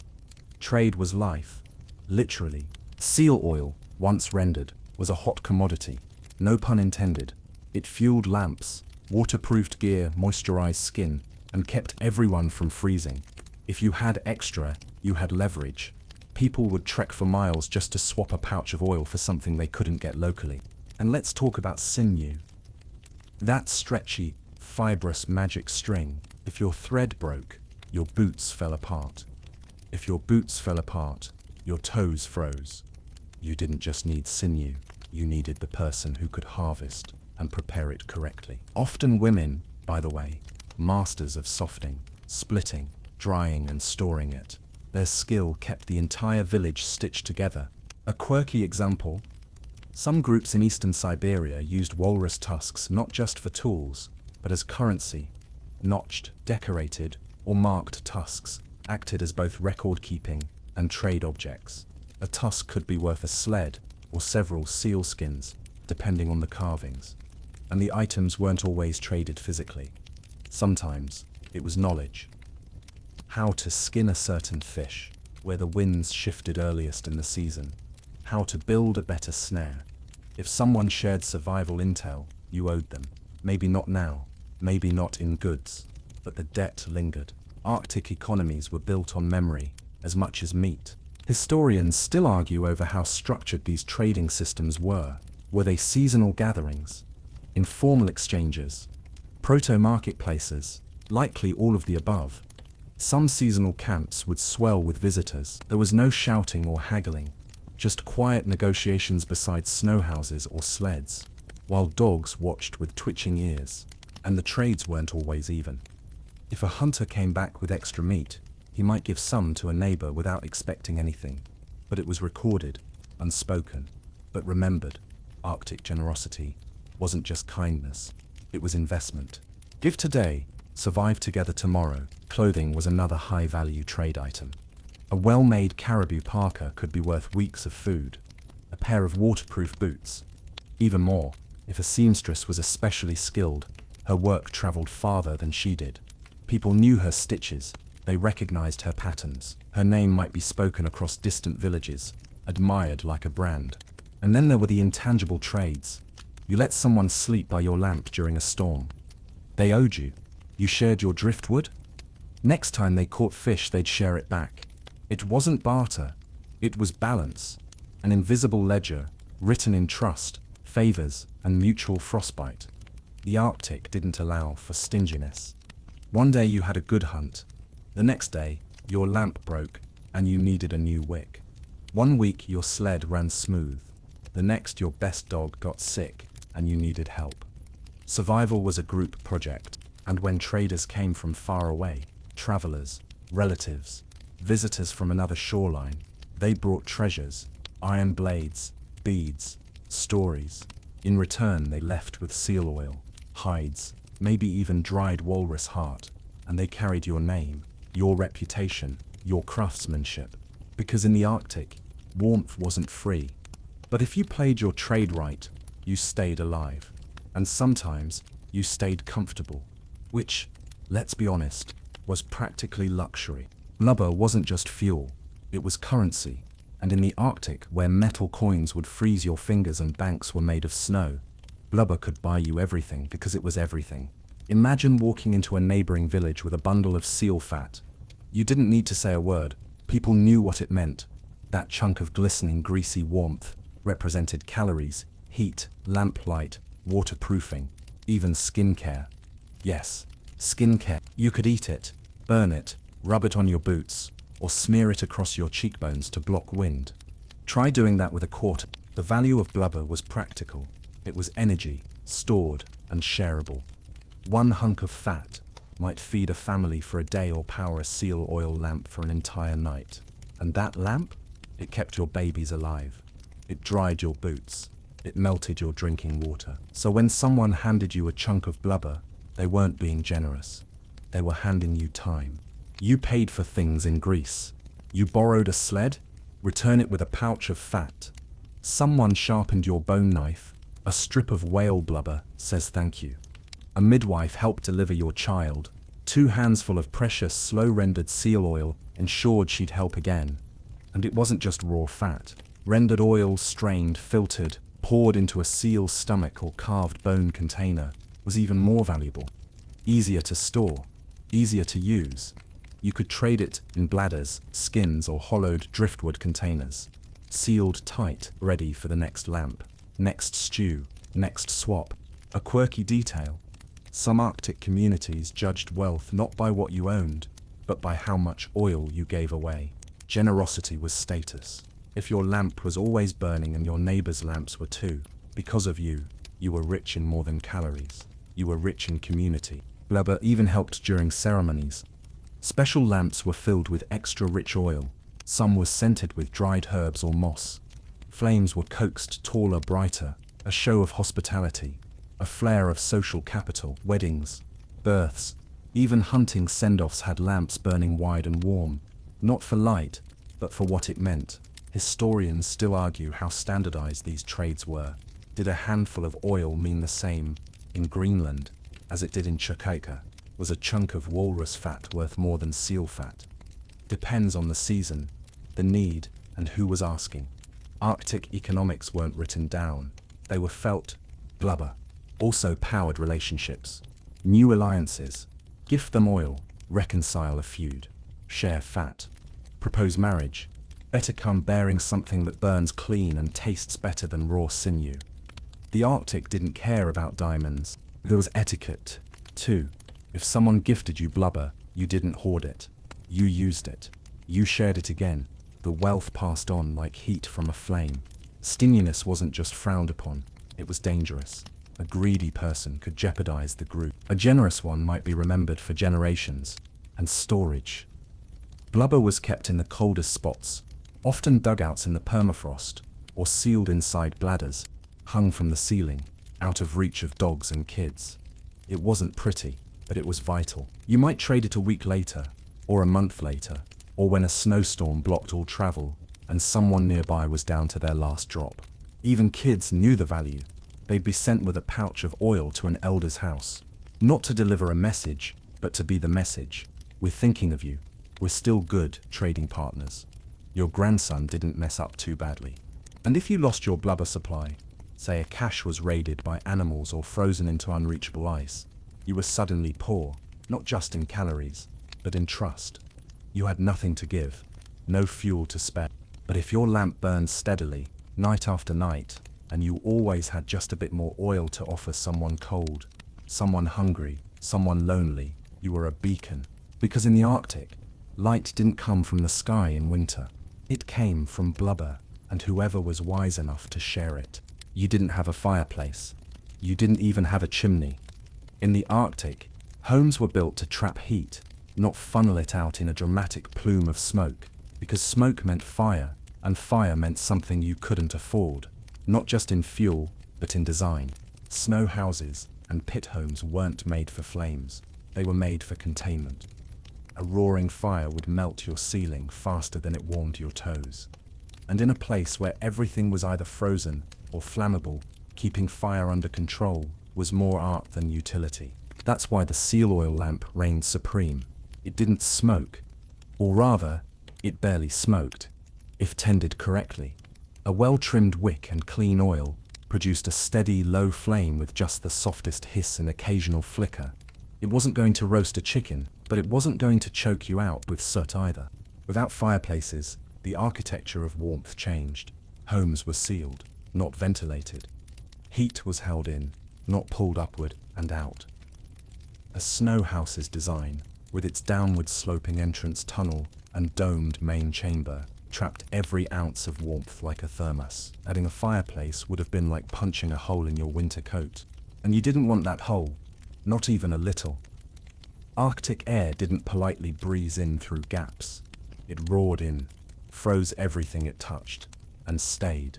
So every vent, every opening, was calculated. Tiny holes in the roof for ventilation were poked daily, just enough to keep the air breathable, not enough to let warmth escape. And no, you didn't sit around a fire telling stories like in the movies. You sat around a lamp. You leaned close. You spoke softly. The warmth didn't spread far, so you huddled in its reach like moths. That lamp wasn't just heating your food, it was keeping your stories alive. You could build a fire outside, sure, if you found wood, but you didn't build it near your house. You didn't let the smoke find your entrance, because it could clog your vent holes. Smoke inside a snow house meant trouble. There were no chimneys, no flue, just a carefully balanced pocket of warm, breathable air that didn't need any help from carbon monoxide. Here's a quirky workaround. Some Arctic groups use smoke tents in warmer months. Animal skin structures set up just for curing meat or fish. The smoke drove off flies and helped preserve the food, but the tent was not your home. You didn't sleep in it. You didn't want to breathe in that much smoke overnight, unless you really liked headaches and waking up woozy. Historians still debate whether some coastal Arctic homes had small stone hearths built for limited use with driftwood or imported coal. But even when fire was used, it was brief, low, and constantly supervised. The idea of a cozy hearth fire in the Arctic is a modern fantasy. Real warmth came from the people beside you, the lamp between you, and the gear wrapped around you. Clothes were your insulation, not the walls, not a flame. And honestly, the human body was so efficient at heating a snow house that a family of 4 could raise the temperature from Bossity Dexide side to just below freezing inside without burning a thing. That's right, your breath warmed the walls more than fire ever could. And when the temperature dipped even further, when the winds clawed at your roof and the night stretched for weeks, you didn't reach for logs. You adjusted your parka, you tightened the seal oil lamp, and you moved a little closer to someone breathing. Because in the Arctic, smoke didn't rise from the chimney. There was no chimney, just silence, snow walls, and a tiny flicker of flame soft, steady, and just enough to keep the cold out. Even your jaw had a job. In the Arctic, chewing wasn't just something you did at mealtimes, it was a survival tactic. Chewing kept your face muscles warm, your blood circulating, and your mind focused when everything else was going numb. Think about it. You couldn't exactly go jogging to stay warm. That kind of exertion in 50 degrees Celsius could kill you faster than it helped. Too much sweat, too fast a heart rate, and boom, frostbite when your soaked underlayers freeze. So your body found subtler ways to keep things moving, and one of those was chewing. You chewed everything: dried meat, frozen fat, strips of sinew, leather. Some Arctic communities even chewed rawhide cords before lacing them into sleds or boots, softening them, working out the stiffness. Chewing was multitasking, softened the material, and kept your jaw muscles from locking up in the cold. And this wasn't casual gum smacking. You were using force, repetitive, steady clenching. It worked your facial muscles, increased blood flow to your cheeks, your lips, your scalp. A kind of frostbite-fighting facial workout that doubled as a snack. The side effect: you stayed just a bit warmer. Your nose didn't go white as quickly. Your lips didn't crack open like desert clay. When you were out hunting, quiet, still, motionless on the ice, chewing helped keep your brain sharp. A gnawed strip of seal meat in your mouth gave your body something to do while you waited for movement on the horizon. It gave your body an excuse to keep pumping blood, to not shut down, a kind of biological distraction. Here's a quirky detail. Kids were taught to chew certain things even when they weren't hungry. Practice chewing, practice staying alert, practice warming your own face. Imagine a kindergartner gnawing on a strip of blubber while reciting the rules of snow safety. Adorable and extremely practical. Women often chewed hides as part of preparing clothing. Making a soft caribou skin parka wasn't just about sewing. It started with chewing the hide to break down tough fibers. You sat by the lamp chewing rhythmically. One part textile work, one part winter survival plan. No tanning chemicals, just jaw power. Historians still argue whether this kind of chewing as survival habit evolved purely from necessity or had older ceremonial roots. But no one disputes its effects. Chewing helped keep you warm. It helped keep you alive. And it wasn't always food. Some people chewed bones to extract marrow. Some chewed willow bark for pain relief. Others chewed ice, not because it helped, but out of habit, a strange form of Arctic pacing. But even that could help in its own way. The motion, the focus, the tiny comfort in a world full of freezing nothing. You could chew through anxiety, through boredom, through the endless dark. Winter lasted for months. You couldn't go outside much. You sat by the lamp, you chewed. You listened to the wind, and you didn't realize it, but your face, your whole body, was staying just a little more alert than if you'd simply lain still.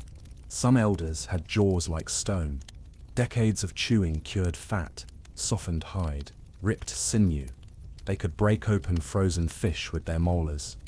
You didn't mess with someone who'd survived 12 winters and still chewed leather like bubblegum. And when there was nothing else to chew, you mimed it, moved your jaw, kept it flexible. Even in sleep, some people clenched and released, unconsciously keeping the blood flowing. You didn't need a treadmill, you had your teeth. And in the Arctic, a moving jaw might just be the warmest part of your whole body. Getting dressed wasn't quick, it wasn't easy, and it definitely wasn't optional. In the Arctic, putting on your clothes was more like assembling armor before battle, with every loop, knot, and layer standing between you and a slow, frozen death. You didn't roll out of bed and toss on a hoodie. You sat there half asleep and began the sacred ritual of layering. First came the inner parka, caribou hide, fur side in. It hugged your body, trapped your warmth, and whispered, "Don't die today." Then the outer parka, fur side out, blocking the wind, catching snow like a shield. And that was just the torso. Next came the pants, 2 layers again, inner caribou hide, outer seal or bear, if you were lucky. Seal for water resistance, bear for brute force warmth. Pulling them on took effort. These weren't soft, elastic leggings. These were stiff, Handmade slabs of survival that clung to your legs like reluctant hugs. Then the boots, hammocks, seal skin, lined with dry moss, and not just slipped on. You packed the moss in carefully, shaped it to your foot. If it bunched up, it rubbed. If it got wet, it froze. You tied your hammocks with sinew laces in a complex crisscross pattern that had to be just tight enough. Not too tight, not too loose. Think of it like solving a puzzle with your toes on the line. Then the mittens, double layered, like everything else. Inner soft fur, outer tough hide. Your hands went in as pairs, not fingers. No gloves. Fingers had to touch, share heat, make little hand huddles of warmth. Separate finger holes. That was a luxury for people who didn't mind losing them. And finally, the hood. Massive, deep-edged with wolf or wolverine fur that naturally repelled frost. It framed your face like a tunnel. Your breath didn't escape. Your ears didn't ache. It made you look like a creature from another planet. And that's exactly what the Arctic required. The whole process could take 30 minutes, or longer, especially if your gear was stiff from the cold, or frozen into a weird shape from last night's snowstorm. You didn't rush. You couldn't afford to. Missing one tie, one flap, one sealskin drawstring, and the wind would find its way in. And it always found the smallest openings. Children had help. Parents or older siblings dressed them like precious burritos, layer by layer, knot by knot. Everyone knew how dangerous it was to send a child out in the wrong gear. One cold toe could spiral into something serious. So you checked, double-checked, and hoped. A quirky trick. People sometimes pre-warmed their boots by stuffing them under their parka while they ate breakfast, or tucked them inside their sleeping furs overnight. Slipping into warm boots in 40 degrees was a little miracle. Historians still argue about the evolution of Arctic clothing designs. Did the two-layer parka develop from necessity or ritual? Did different regions invent similar designs independently? Or was there cultural transmission across frozen coasts and tundras? Either way, the results were nearly identical across thousands of miles, because only one kind of clothing worked. Once dressed, you moved like a snow-draped tank. Every step made a faint crunch. You waddled a bit. Your arms didn't swing freely, but you were sealed in. Heat stayed close. Moisture wicked away. And you weren't going to become a tragic cautionary tale in someone else's hunting story. Taking the clothes off, that took just as long. And you only did it if absolutely necessary. Clothes were precious. You didn't strip them carelessly. You hung them carefully by the lamp to dry. You massaged frozen creases. You scraped off ice and rubbed fat into the seams. And if you lost a piece, say a mitten fell into the sea, or a boot tore open, you didn't just feel sad. You felt vulnerable, like part of your body had disappeared. Because Arctic fashion wasn't about style. It was a daily race to zip tie and wrap yourself fast enough to outrun the cold. Home didn't hum with appliances or ticking clocks. It hummed with life. Quiet, muffled, rhythmic life. In the deep Arctic night, inside a snow house or pit dwelling, the soundscape was as carefully tuned as the structure itself. There was the flame, the low, wet hiss of the seal oil lamp. Not a roar, not a crackle, just a soft, steady whisper as fat burned and moss wickered. It flickered faintly, casting ripples of yellow light on the snow walls. You could hear it if you listened closely, a quiet like someone sighing forever. That was the pulse of your home. There was the breath. Dozens of soft exhales, children snoring, adults breathing slow, measured sleep rhythms, the occasional sleepy grunt or cough. No shouting, no footsteps, just the natural tempo of a community wrapped in fur, tucked in close, and trying not to shift too much for fear of letting cold air in. The dogs breathed too. In the corner of the room, curled up tight, you'd hear soft whimpering, twitching paws, and short, quiet snorts as they dreamed of running, or food, or maybe both. They didn't bark, not in the house. They knew this was the silent time. There was the snow. Yes, snow makes noise. It settles, shifts, compacts. Sometimes it creaked overhead like a contented exhale. Sometimes it cracked sharply. echoing through the dome like a footstep in a cave. It didn't mean collapse, usually, but it always made everyone stop and listen for a beat. And then there were the small sounds of living. A pot being shifted closer to the flame, a baby fussing, quickly hushed. The quiet click of bone needles tapping together as someone sewed in the half-light, unable to sleep. The scratch of hide being scraped, the soft slap-slap of moss being fluffed or laid out. These were the sounds of surviving together. There were no clocks. Time passed by flame, by hunger, by instinct. You knew it was late because your lamp had burned halfway down. You knew it was early because the snow light outside, diffuse, pale, barely perceptible, shifted a notch in brightness. That was your morning alarm, a whisper of grey. A quirky touch.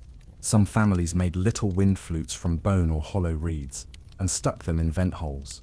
The wind outside would blow through them, creating eerie musical tones. Not for decoration. Wind chimes don't make sense in 50 These were sound signal. Each tone told you how hard the wind was blowing. And some kids found the sound comforting, like a lullaby hummed by the storm itself. The air smelled faintly of fat, of hides, of people, not unpleasant, just thick, lived in, warm, in the way that survival has its own scent. You heard your home before you fully opened your eyes each morning. That flame, that breath, that soft, furry cocoon of warmth and noise and quiet all at once. Historians still discuss whether Arctic dwellings were deliberately soundproofed by design, or if the silence was just a natural byproduct of snow walls and close quarters. Either way, the result was a kind of cocooning hush, so total that even a sneeze felt loud. There was no music in the traditional sense, but you made music from routine. The sounds of stitching, the rhythmic chewing of hide, the soft slap of boots being reshaped. In a place where stillness could feel dangerous, sound became a kind of heartbeat, a way of knowing the world was still turning, even if you couldn't see the sun for months. And in those long, dark hours, with your family curled like commas around the lamp, you'd listen to the creaks, the breaths, the hum of flame. Nothing dramatic, nothing loud, just the lullaby of a life pulled inward. A quiet, snow-wrapped hum reminding you, hour by hour, that you were still here, and still warm. There wasn't much to do. Not when the wind screamed for days, and the snow packed so tight against the door you had to dig your way out just to check if the world still existed. Inside your snow house or pit home, time stretched long and slow. Boredom wasn't just annoying, it was dangerous. You couldn't just scroll through a phone, read a book, or take a walk to clear your head. You were stuck inside a dome with your entire family, your dogs, your drying meat, your tools, your smells, and your silence. For days, sometimes weeks. Welcome to the Arctic version of cabin fever. Some people made use of the time. They sewed, repaired harnesses, told stories. Kids practiced carving or played with bone toys shaped like animals or little sleds. But even then, the air could get heavy. The same faces, the same smells, the same lamp glow, the same repetitive tasks, over and over. And when the days piled up, something subtle started to shift. People got twitchy, testy, restless. Maybe someone snapped during a game. Maybe someone volunteered to go check the meat cache even though it was obviously a death sentence to step outside. Boredom in the Arctic wasn't idle, it had claws. Some Arctic communities had rituals to manage the restlessness. Games involving string figures, riddles, memory contests meant not just to pass time, but to focus the mind. Keep it from wandering too far into the cold corners. And even those had limits. There's only so many rounds of who can name the most seal parts before your uncle starts sharpening harpoons a little too loudly.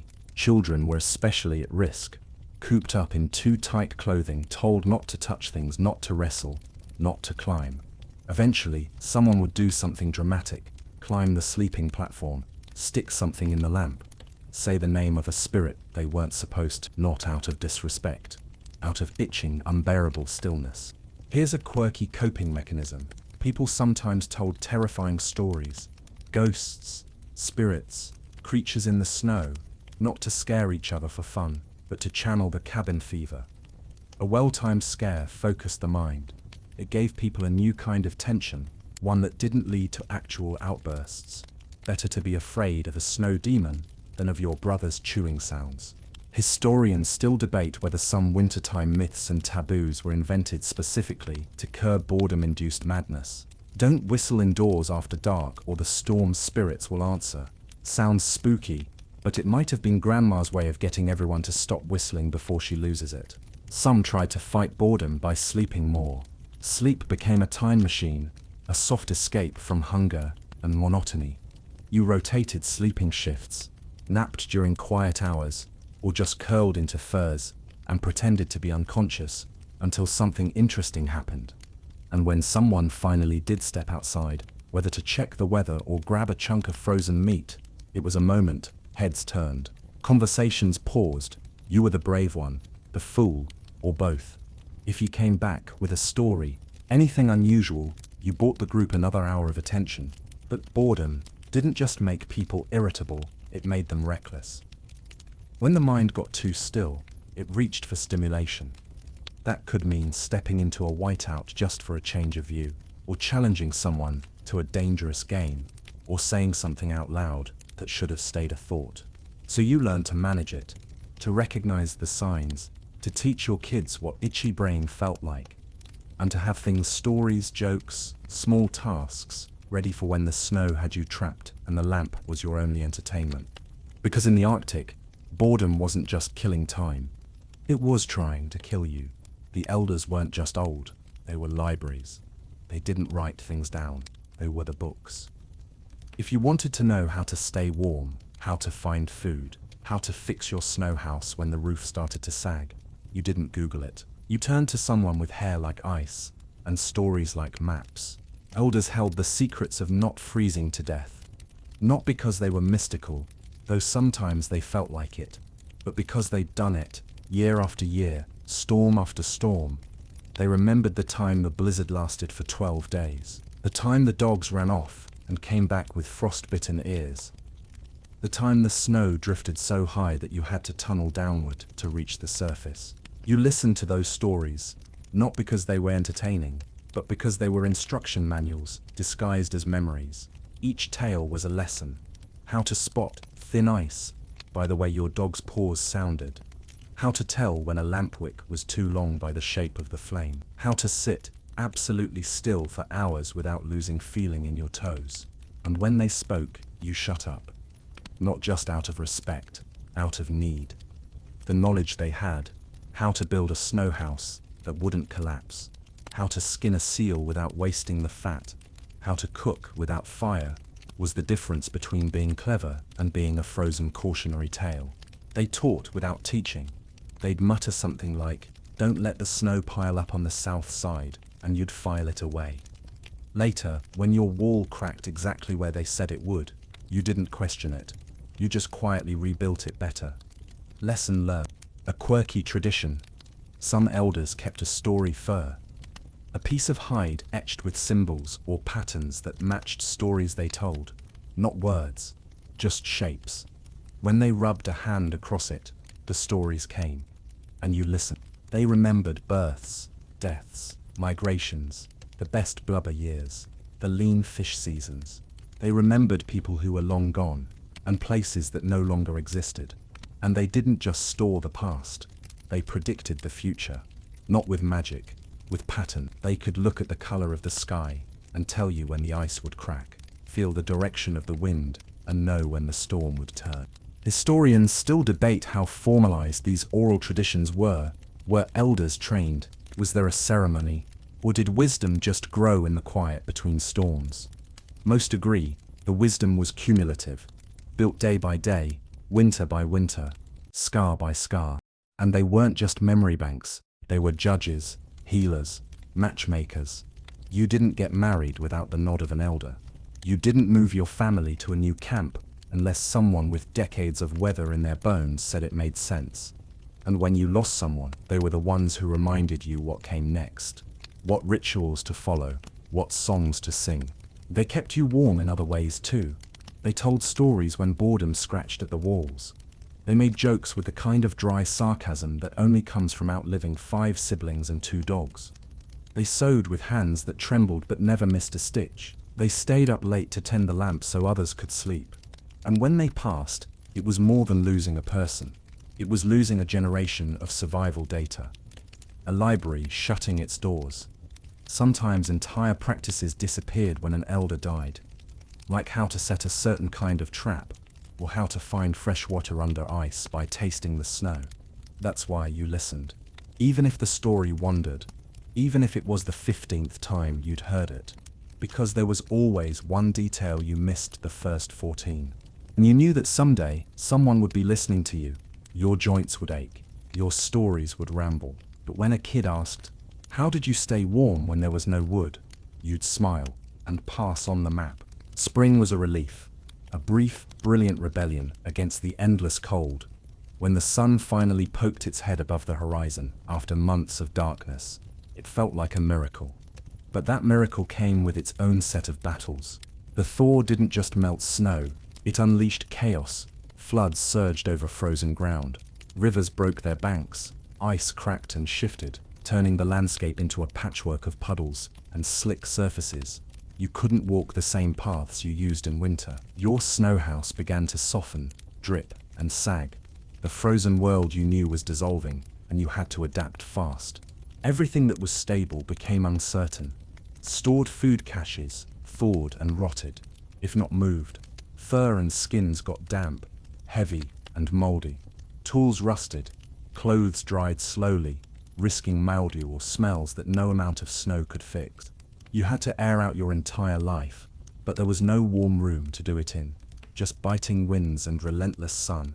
Villages shifted locations, moving from winter camps tucked into snowdrifts to summer sites near open water. The move wasn't casual. It was carefully timed, carefully planned. Too early, and the snow still buried the land. Too late, and the rivers would be impassable. Children laughed as they ran through puddles and thawing streams, their furs lighter and their moods brighter. Dogs shed some of their thick winter coats, growing sleeker. People worked harder than ever, mending nets, repairing sleds, preparing for the short, intense summer. But spring also brought new dangers. Melting ice meant thinner hunting grounds. Animals you depended on scattered or migrated. The landscape was unpredictable. A sudden crack in the ice could swallow a person or a dog. Storms still roared through, reminding everyone that winter wasn't over. Here's a quirky spring ritual. Some communities celebrated the thaw with ceremonies involving fire, small controlled burns to signal the sun's return and to clear old growth. Fires were rare, sacred events after months of no flame. Bigger than a lamp, people gathered, sang, told stories, and looked forward to the coming bounty. Historians still argue how coordinated these migrations and ceremonies were. Did entire regions move in unison? Was it dictated by elders, or by the first signs of melting? Either way, the spring thaw was a moment of collective hope and renewal. But with hope came new work. Every day counted. Food had to be harvested quickly, water collected, gear fixed, shelter built or repaired. The relentless cycle started again, but now with the weight of thawing and rot pressing on everyone's shoulders. And even as the ice melted, the cold never fully left. Nights remained sharp, winds still cut deep. You never stopped wearing your layers, just adjusted them, because in the Arctic, winter's shadow is long. Spring was a brief pause, a moment to breathe before the cycle began anew. And if you survived it, you were ready for another winter.